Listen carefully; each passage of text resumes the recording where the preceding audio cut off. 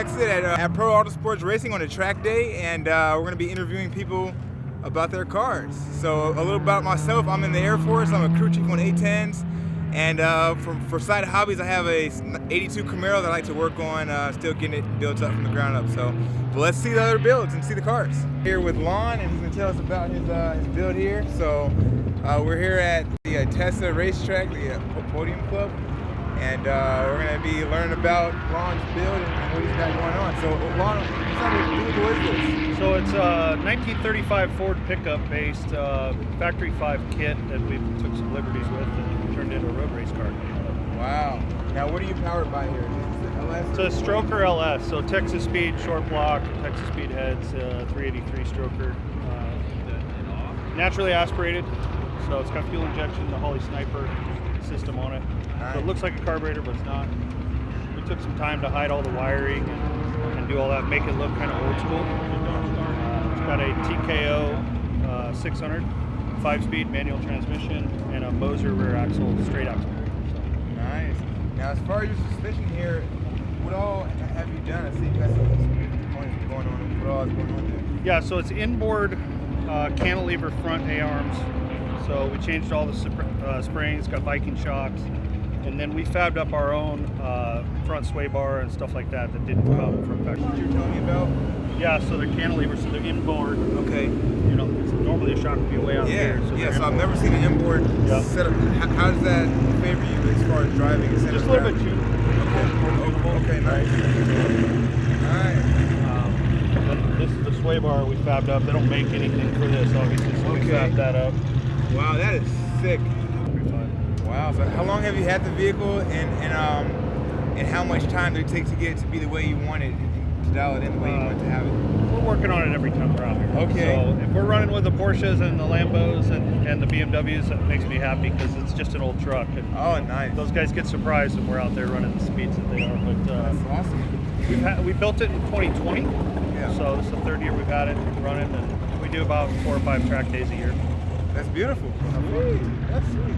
Now, as far as the wiring management, how did you find a way to tuck it to hide all that? Just took my time.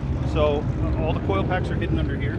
Yeah. And you can see we have one wires that go in here. There's a ground and there's a power wire that powers all the coil packs. Okay. And then I hid them under the intake manifold, and then tried to hide. This is the fuel injection wiring right there. So just try to hide them. Yeah, it's pretty minimal. It's clean. It's very clean. Wow. When you go to a car show, people are like, "Oh, you got a carburetor on this?" That's what it looks like. That's what I would assume directly. I was like, yes, that's a carburetor, but no. It makes about 600 horsepower. Beautiful. Hey, do you have to customize? So this is so you can change the brake bias front and rear. Okay. So I can put more brake pressure to the front or more to the rear as we're on the track. Now, what system does that to change the brake bias? It's all manual for Willwood. Okay. So it's based on the pedal assembly down here and how it balances. It's called a balance bar. Okay. So you can put more pressure to the front or more pressure to the rear by turning that knob. Really? So it's all like run through cables, or how does that? There's one cable that goes there that screws a balance rod that adjusts pressure off the brake pedal. Oh, man, that is so sick. I've never heard of that. This is really cool. So I kept all the analog gauges, but this is all electric digital dash. Nice. From so Holley. You're in a standalone unit here? Yeah, it's all Holley. All Holley? Yeah, Holley EFI. Nice. So you can change all the screens on here to go through different parameters that you want. Oh, that's so awesome. Yeah. And it records all the data, track data, all that kind of stuff. So that is awesome. It's pretty neat. It's a pretty good system. Try and get back to my main screen. Yeah. Street legal, so we drive it on the road too, go to car shows, all that kind of stuff. Sweet. Well, we hope to see you out there. You're going to be out there racing today? We'll be there. All right, we'll see you there. Thanks, guys. Hey, good to meet you. Now we are here with John Mabry.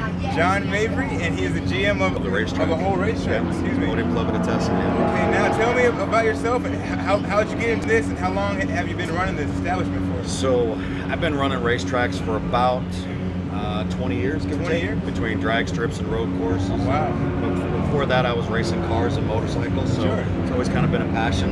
Yeah. And then when I was retiring from the military, I figured there was something I needed to do when I grew up. Okay, nice. Being in a racetrack seemed like the right thing to do. Awesome. I became a part of this project in 2021 when we broke ground on the whole facility. Dan Erickson and his wife Lisa are the owners of the facility, and they've done an amazing job. They spent money on the track racetrack itself. Yeah. So our goal has always been The perks of being on a racetrack. There you go.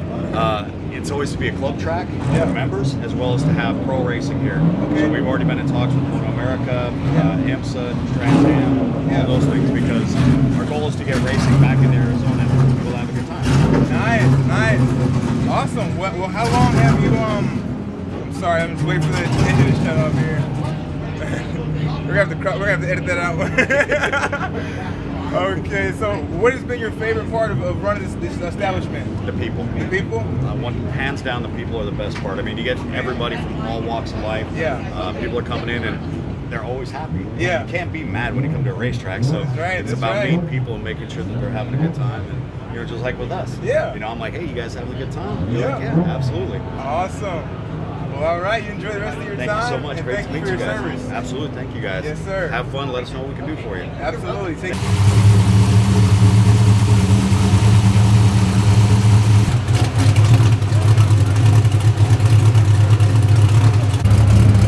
All right, we're here again, and we met another friend. So tell us about yourself. John Pearson. John Pearson. Yeah. All right. And what are we driving today? So I have the green C6 here. Okay. And the green C6 over there. C5 over there. Sorry. Okay. Yeah.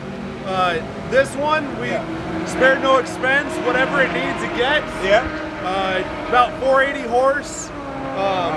Lots of parts from a company called G-Speed. Okay. They do a great job. They do a lot of support with helping us get everything set up. Sure. Tuning adjustments on the suspension. Yeah. That one is all kinds of just spare parts cobbled together. Okay. Yeah, spare Frankenstein car. build, Frankenstein right? build, yeah. We like it. Yeah. So how long have you been doing this for? I've been racing for about 15 years now. 15 years. Now, what first got you into it? Dad was a car guy. Oh, yeah? And then I got a job working at the Bob Bondurant School. Yeah. Where all I did was maintain and test drive Corvettes. Wow. And I decided that I got to have one for my own. Awesome. Yeah. We love to see it. Yeah, So thank you're going to you. be out there racing today? We're not in race group. We're going to be Okay. doing the time trials. Okay, nice. And Eric Kennel is about to go out. Nice. He's a great driver, and we're expecting some really low numbers from him. Okay, nice. Yeah. Well, great to see it. We'll expect to see you guys out there and have fun. Yeah, thank you, sir. All right, Yeah. absolutely. All right, we're here again. We're here with Gary. So I got this car in 2012, Yeah. and believe it or not, it was still a streetable car. It wasn't Okay. a race car yet, but it already had this livery. Okay. We call that a livery. Yeah. It's a retro Martini. Like Martini used to sponsor a lot of Porsche Okay. and BMWs and all kinds of cars Yeah. in the day. So it's kind of a retro look. Yeah. The model is an 84 944, Okay. naturally aspirated, no turbo. That would be You wish, right? a whole nother thing, yeah. Yeah. So I bought it in 2012, and then it took me like a year. I did all the work except for the roll cage. Okay. Got a guy to do that. That's a ton of work. Wow. 8-point roll cage. Wow. And so then I started racing in 2013. I had some novice races, Yeah. to get my racing license, and then 2014 kind of really started to be, try to be competitive at Yeah. least. And then in 2016, up in the Northwest, we're from Portland. Okay. There was a series for all just 944s. It's called Pro 44. Okay. So in 2016, I won that championship. Wow. Nice. And then 2017 and 2018, I raced, but I did a lot of volunteering. It's kind of a volunteer. You need volunteers to run these races. So Sure. did a lot of volunteering. Still raced in 2017 and 18. Then 2019, by then the Pro 44 group had got so small it wasn't worth doing anymore. So I moved it into an ITS class. That's what SCCA has that class. Okay. In regional racing, not in their national program. But anyway, so then in 2019, I won the ITS championship. Wow. I worked it out just right. Yeah. Did just enough races and was competitive enough to get the championship again. And so, Beautiful. and then COVID, lockdown happened in Okay. 2020. Only got 2 races in, and then we moved down to Tucson. That took a year. Okay. I took a year off from racing, but. And we're getting back. And on now I'm track. just trying to get back into it. I'm Nice. here at the Podium Club. I love this. I Awesome. love this track. Favorite part about owning this car? This car, I had a 911 before. Okay. That was just too nice, and I was doing track days, not real side-by-side racing. Yeah. Because I didn't want to, have anybody wipe me out or Yeah, me wipe them out. Yeah, right. And so it was too nice to turn into a race car, so I Yeah. sold that. Yeah. The 911 is better for braking than this Okay. car because that engine in the rear, Yeah. the braking advantage is amazing. Yeah. But as far as handling, this car is so well balanced. It's got 50-50 weight distribution Okay. because it's got the transmission and the differential in the back together, really? one unit. Okay. That's kind of heavy and almost matches up with the engine. You know, this is Right. all aluminum motor. Right. So this car is really more balanced and really kind of easier to drive. But, Nice. And it was much less expensive at the time. You know, you still can kind of get at least used 944 parts reasonable. Nice. Now older and air-cooled 911 used parts are just outrageous. And Really? oh yeah, it's just So because this is a good alternative to have. yeah. This is a parts kind of on. this is more expensive than a Miata, Sure. but absolutely. not nearly like a 911. So Yeah. somewhere in between. as It's far a as- happy balance. Yeah. 50-50. Yeah. There you go. Just like the weight Just like distribution. the weight, right? Awesome. All right, now we are here with John, and John, tell us a little about yourself and how'd you get into this racing?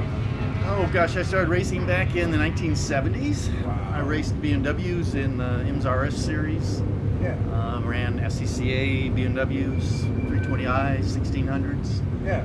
and 90s again, and then got back into it around 2008 with this car, which is an open wheel Formula Ford 2000. Okay, now how long have you owned this car, and what was the story behind I think I getting bought it around 2008, 2010. Yeah, Actually, I bought it when my mother passed away, and I had wow. a little bit extra cash. And Yeah. said I'm going to go race it again. So I'm It's recording a just so 60. you know. It's a '68 Dodge Super B. 68 Dodge Super B. Yeah, Nice.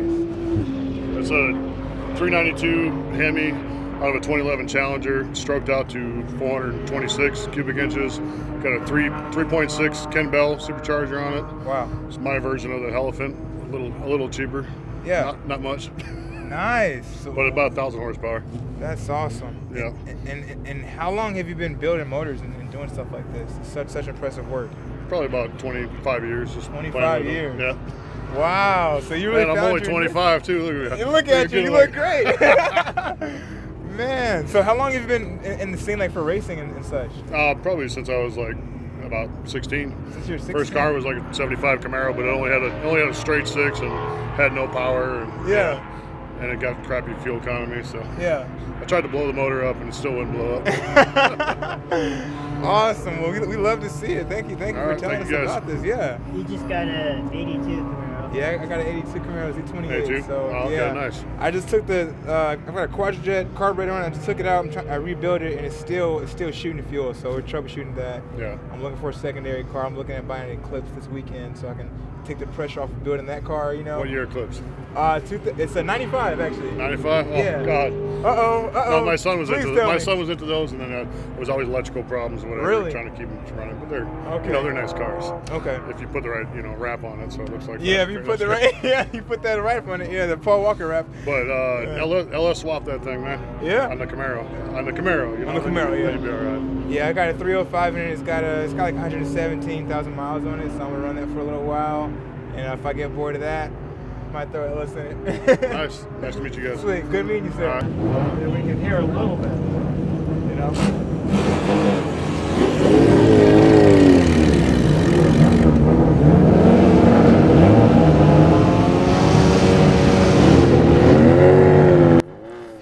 Thank you guys for watching our video on Vexit Octane.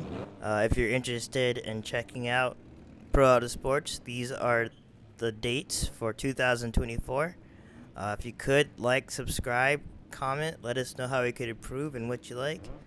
And stay tuned for more, guys. This was the first part of this video. There'll be another part coming out. See you guys.